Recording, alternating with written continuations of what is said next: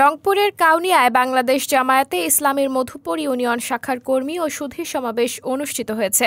রবিবার রাতে বাংলাদেশ জামায়াতে ইসলামীর মধুপুর ইউনিয়ন শাখার আয়োজনে টেপাম ধুপুর উচ্চ বালিকা বিদ্যালয় ও মহাবিদ্যালয় মাঠে কর্মী ও সুধী সমাবেশে প্রধান অতিথি হিসেবে উপস্থিত ছিলেন বাংলাদেশ জামায়াতে ইসলামীর রংপুর মহানগর শাখার আমির জনাব অধ্যাপক মাওলানা এটিএম আজম খান। এবং টিকে থাকার জন্য কত বছর সময় লাগছিল? এখানে ওলামায়ে হযরত রয়েছেন।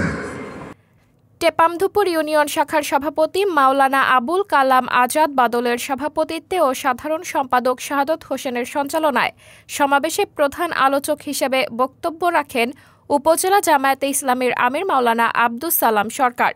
এছাড়াও বিশেষ অতিথি হিসেবে বক্তব্য রাখেন উপজেলা জামায়াতে ইসলামীর নায়েবে আমির আব্দুস সালাম মিয়া, নায়েবে আমির মাওলানা মোহাম্মদ শেখ নজরুল ইসলাম, উপজেলা জামায়াতে ইসলামীর বাংলাদেশের সাধারণ সম্পাদক অ্যাডভোকেট ফজলুর রহমান ফারুক প্রমুখ। সাবরিনা জলিল, সবার কথা।